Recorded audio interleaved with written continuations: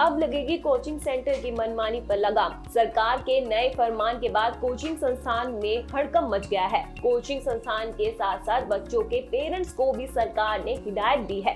साथ ही अब संस्थान में पढ़ने वाले टीचर्स को लेकर भी एक दायरा तय किया गया है। सरकार ने नए गाइडलाइंस में क्या क्या नियम है, आज हम आपको इसके बारे में विस्तार से चर्चा करेंगे।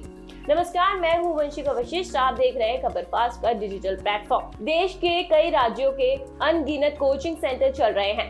अक्सर कोचिंग संस्थान की मनमानी की खबरें आती ही रहती हैं। साथ ही बच्चों पर छोटी सी उम्र की ही पढ़ाई का जबरदस्त प्रेशर भी डाला जाता है। साथ ही कोचिंग सेंटर वाले बच्चों की उम्र की परवाह भी नहीं करते। वहीं दिल्ली के मुखर्जी नगर हो या फिर राजस्थान का कोटा शहर, हर साल यहाँ लाखों बच्चे तैयारी करने आते हैं। छात्रों की इतनी बड़ी भीड़ को देखते हुए सभी कोचिंग संस्थान मनमानी फीस भी वसूलती हैं, जिसकी आए दिन खबरें भी सामने आती रहती हैं। ऐसे ही मनमानी को रोकने के लिए अब केंद्र सरकार ने नई गाइडलाइंस जारी की है, जिसमें बच्चों की उम्र के साथ साथ कई सख्त नियम बनाए हैं।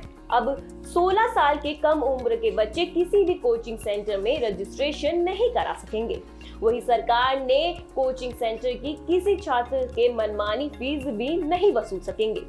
चलिए अब आपको बताते हैं कि केंद्र सरकार ने कोचिंग सेंटर पर रोक लगाने के लिए क्या नए नियम बनाए हैं। पहला, कोचिंग सेंटर में 16 साल के कम उम्र के छात्र का एडमिशन नहीं करा सकेगी। दूसरा, एडमिशन के लिए स्टूडेंट्स के माता पिता से अच्छी रैंक या अच्छे नंबरों की गारंटी जैसे वादे नहीं कर सकती।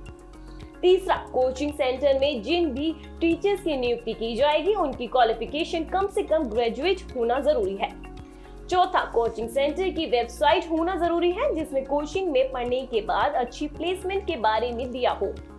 पांचवा, और स्टूडेंट्स के स्कूल के समय पर कोचिंग क्लास नहीं रखी जाएगी।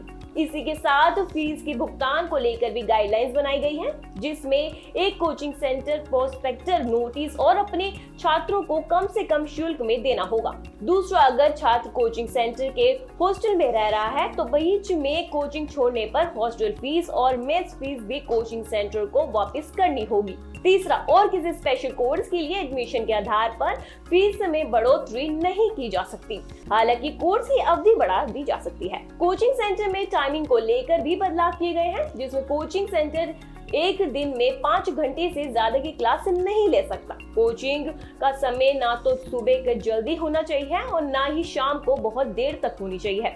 और अगर कोई भी संस्थान इस नियम को तोड़ती है तो इसके लिए भी नए नियम बनाए गए हैं। इसमें पहले नियम तोड़ने पर, इस गाइडलाइन को फॉलो नहीं करने पर 25,000 रुपए का जुर्माना लगेगा।